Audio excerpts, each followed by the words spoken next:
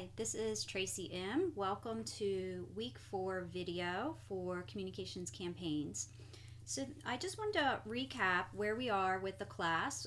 We are looking at how to create an effective campaign, and we've talked a little bit about coming up with a repeatable process and scalable process that you're going to be able to use throughout your career as a marketing and communications professional. So let's recap kind of where we've been. So we've got the context set in terms of what's changed, the old rules and the new rules of marketing and PR, and really focusing now on where we are today as you begin to think about the campaign that you're going to create for your final project. And the book talks a lot about how the web is now enabling you to reach your buyers directly, and the importance of really defining who that client is or multiple clients that you might have out there. And so I just want to recap. We read chapters 4 and 5. Chapter 4 was around social media and the target audience, and chapter 5 was around blogging and how to tap into millions to evangelize and tell your story. So basically, as most of you know, social networks that are out there today, Facebook, Twitter, LinkedIn, Instagram, blogging, video and image sharing platforms like YouTube and Flickr and Instagram and SlideShare have really started to change the speed at which your campaign can take off and go viral. There's other things out there like chat rooms and review sites like Yelp, Listservs, the book talks about that, as well as Wikis and social bookmarking tools like Dig and StumbleUpon. And then there's also things that are like mobile apps with GPS location based geo-tracking, basically, so things like Foursquare. And the way the author describes social media is he says that social media provides the way for people to share ideas and content, thoughts, build relationships, all online. And it can be text, it can be video, it can be audio. You can create your own community, and anyone really can create that community and set that up using the social media tools that are out there today. And he believes that social networking is really a subset of social media. So if you think of the web like a city, social media is like a cocktail party. And so I always like to talk about the know, like, and trust factor. People are going to buy from you, be influenced by you if they know you, if they like you, and if they trust you.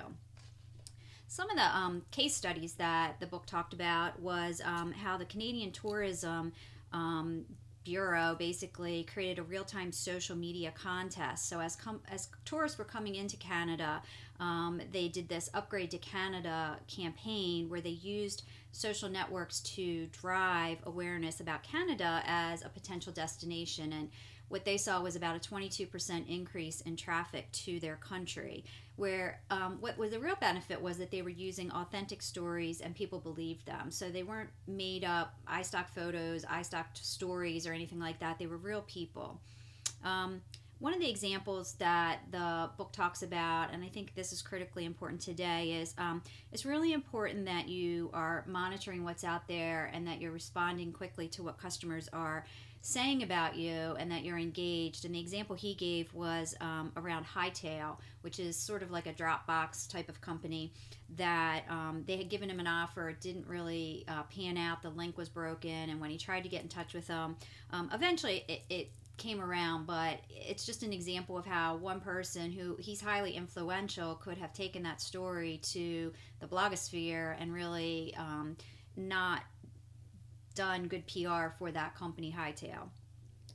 Some of the companies and examples that he gave in the book of people who use Twitter effectively, one was JetBlue. They're constantly monitoring what people are saying. And the Mary Kay Pink Caddy, they created a Twitter feed and they used it as a fun thing. One of the other things just to think about is you can also use Twitter if you're looking for a job. If you think of yourself like a publisher and you enter in keywords like hiring social media or blogger or things like that, you can get an RSS feed to basically monitor what's being put out there. And he gave two examples of Lindsay Kirchhoff and David Murray, who were able to do that effectively. Lindsay landed a job at HubSpot. And so those are just a couple of examples that the author gave. And then there's a lot of forums and specialty sites or niche communities that are out there. One of the case studies they gave was around a blogger who started blogging about Sony and digital rights management, and Sony really was radio silent on the whole thing, and this person was highly influential, and it was a good example where they should have replied quickly and honestly, and in the same medium that was being used to have these negative comments about them. So know that your best customers are out there on these online forums, and that you should be out there as well. And so when you're developing the campaign for this semester, I want you to think about, are there influential bloggers or people that are talking about the issue or the problem that you're trying to address, and are you monitoring what they're saying? And you should put that kind of recommendation into your campaign development plan. And there's tools out there like Hootsuite and TweetDeck, and there's a whole bunch of them, Radian6, that you can monitor. You can actually get a subscription to monitor anytime your brand is discussed in the media or on the internet. Another example they talked about was an example where disaster was kind of averted was Nikon was getting ready to roll out their prosumer D2000 model or 200 model, and what they decided is they were going to launch it through these special distributors and high-end camera shops that really their targeted buyer really went to, and there was a problem, and one of the distributors actually responded in the forum, and so in their defense, Nikon was actually, a disaster was averted. So think about, as you're putting this together, your campaign and your tactics, if this would make the most sense that you incorporate these forums or where these customers are hanging out and commenting, or if there's a particular person who's an expert on that. One of the other examples was Collect Space, and that was just a community of people, the collectors and museums. But people a lot of times are going to trust the community members more than they're going to trust the brand. But if you're in those forums and you're an active participant, in the long run it can really pay off. And so that's important as well. And then finally, they talk about wikis and listservs. So the most famous wiki is Wikipedia, and that's where you can update, edit, and delete content. The one thing about Wikipedia, just so you know, is you can't go in there and actively promote your products and services. It'll get deleted, either by Wikipedia or somebody in the Wikipedia community. And then a listserv is really just a group email of like-minded people, and that it's important that you could participate and add value for something like that. And then another case study they gave was about Adagio Teas, where they make it fun to be on social media. This is where customers can create their own blend of teas, and you can earn points in different contests. And so think about that as well. Would a contest make sense, either a Facebook contest or something on your blog or your website for your organization, to raise awareness and let people know what you're trying to do? And then chapter 5 was all around blogging, and blogging is really just an independent web-based journal, and there's lots of different content management or CMS systems such as WordPress that you can quickly create. And this author actually used it. DavidMeermanscott.com is his blog, and he really used that as a way to post his ideas to get them out there, and it's gotten him speaking engagements, it's got him media offers. He's optimized his site for search engines, so he's got keywords that are getting indexed by Google and Bing and Yahoo, and showcasing him as a thought leader on the new rules of marketing and PR.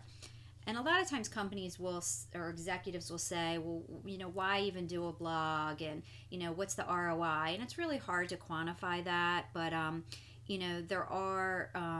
there is importance around monitoring what's being said in the blogosphere, getting noticed by influencers, interacting with them. One of the case studies that they gave was around a California lawyer who used blogging to grow his client base, basically. Blogging is a way that you can participate and shape conversations. You can get bloggers to talk about your industry and your product.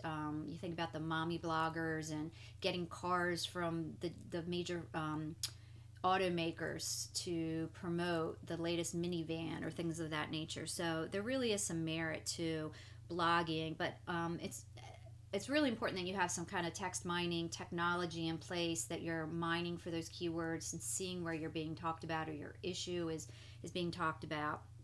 And then another example they gave was Barack Obama's new media blogging team. They were able to integrate other bloggers' content into Barack Obama's blog, and that they thought that was a good example.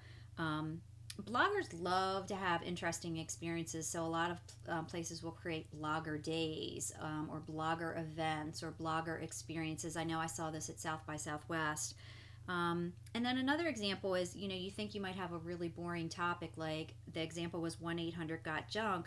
They took this as an opportunity to give people tips on how to declutter and how to organize their belongings and things around environmental sustainability. So they took something that was totally outside their products and services, and they really turned it into a place for people to get information, so that when they were getting ready to move or get rid of things, they would think of 1-800-GOT-JUNK. So that's really a summary of chapters 4 and 5. As part of the class, after you've really thought about the activity or the campaign that you want, I want you to start thinking about your ideal client, and I want you to start to put together that profile of what that ideal client is going to look like in your campaign. And I want you to move on and read chapter 6 and 7. So chapter 6 is around audio and video and how you can use that to drive action. And then chapter 7 is around going viral. And so this week it's about learning a few more tips and doing some deep dives into these tactics, so that you can start to think about, do these tactics make sense to use in your campaign as you're developing it. And I look forward to also seeing what you're going to put in the discussion board. I want you to be not only commenting about what your thoughts are, but also going in and seeing what your classmates are talking about and commenting on 2 other posts that people have out there, so we can really have a dialogue around campaign planning, because that's really where we are in the semesters. We're thinking about, what is that campaign, what is that problem we're trying to solve, what are the threats and opportunities, what are the internal and external dynamics, either strengths or weaknesses, that you're up against as you're putting your campaign together. This is really the basic beginning part of the assess and plan part of the API model. And so I look forward to seeing your discussion board post. I look forward to hearing from you if there's anything that's confusing about either the reading or the coursework or the material. If there's anything in particular that you'd like to see added before the semester kind of gets into the mid part of the semester, I'm more than happy to take that on and share that kind of content with you based on my experience, based on what's out there that I've gathered from the internet. And again, I look forward to another productive week in communications campaigns. Thanks.